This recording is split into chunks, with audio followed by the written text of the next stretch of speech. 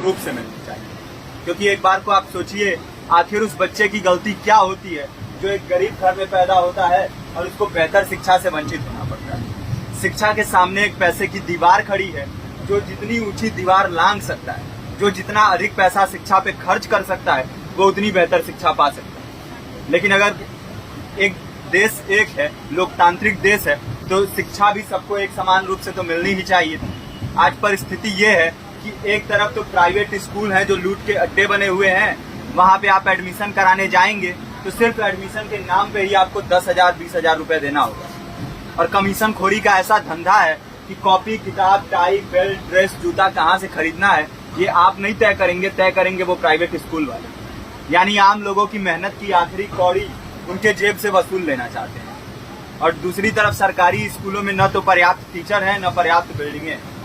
2019 का ही ये पुराना आंकड़ा है कि हर 100 में से 52 स्कूलों में या तो एक टीचर है या 2 टीचर हैं। और उन्हीं टीचरों के ऊपर जिम्मेदारी थोप दी जाती है कि जनगणना करो, मतगणना करो, पशुगणना करो, तमाम काम करवाए जाते हैं। और 19 के बाद से तब से कितने टीचर रिटायर हुए होंगे और 18 के बाद से कोई टीचर की वैकेंसी भी नहीं है।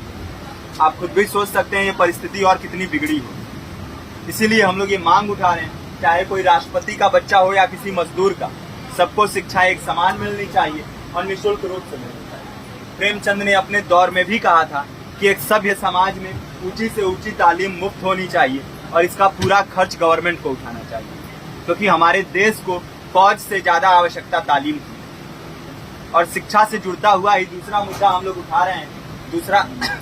दूसरा मुद्दा है रोजगार का। रोजगार की परिस्थिति ये है कि आज सरकारी सेक्टर हो या प्राइवेट, सब कुछ ठेका संविदा के हवाले किया जा रहा है। परमानेंट नौकरियां लगातार घटाई जा रही हैं।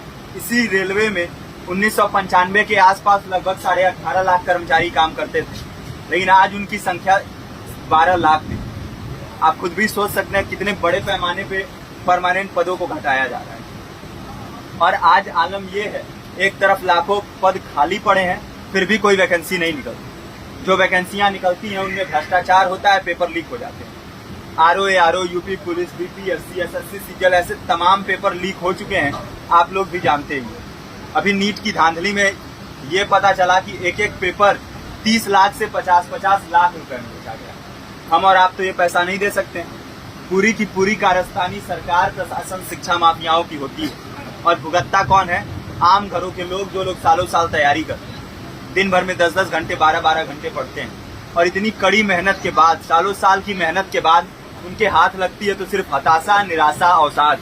बहुत से छात्र नौजवान जो इस बेबसी में, इस डिप्रेशन में नहीं जी पाते, आत्महत्या तक के कदम उठा लेते हैं। लेकिन ये देश की विडंबना है कि टीवी चैनल, अखबार, मीडिया, नेता, मंत्रियों के लिए कहीं ये कोई मुद्दा नहीं है। उनके लिए मुद्दे हैं तो जाति, धर्म, रंग, नस्ल, अगड़ा पिछड़ा। आज जब पूरी परिस्थिति इतनी भयावह है तो ये जरूरी है कि लोगों के बीच में जाया जाए, लोगों को संगठित किया जाए और एकजुट किया जाए। क्योंकि आज अगर अपने मुद्दों पर बोलेंगे नहीं तो कल को ये परिस्थिति और बिगड़ेगी। हो सकता है ले दे के अपनी जिंदगी तो हम लोग काट ले जाएं, लेकिन आने वाली पीढ़ियों को क्या भविष्य दे के जाएंगे, ये भी सोचने वाली बात है। हमारे साथी ने आपको पर्चा दिया है, पर्चा आप तक पहुंच गया है। पर्चे में और भी बातें हैं, इसको पूरा विस्तार से पढ़िए। पर्चे में हमारा नंबर है, संपर्क कीजिए। फेसबुक का, इंस्टाग्राम का लिंक है, आप वहां पे जाएंगे तो आपको पता भी चलते रहेगा कि लगातार किन किन माध्यमों से हम इस अभियान को चला रहे हैं। नुक्कड़ नाटक, संगीत, शिक्षा सहायता मंडल, लाइब्रेरी, तमाम माध्यमों से इस अभियान को चला रहे हैं और कोशिश कर रहे हैं कि बड़े से बड़े पैमाने पर हर जगह पे लोगों को संगठित किया जाए और एकजुट किया जाए। आपके बीच भी आए हैं, आपका साथ और सहयोग दें। साथ इस रूप में कि आप भी हमारे इस कारवां और इस मुहिम से जुड़िए। हम किसी भी प्रकार का कोई विज्ञापन नहीं लेते हैं, हम आज़ाद पत्रकारिता करते हैं। अगर आप चाहते हैं कि आज़ाद पत्रकारिता जिंदा रहे तो आरटीआई इंडिया न्यूज़ का आर्थिक सहयोग करें।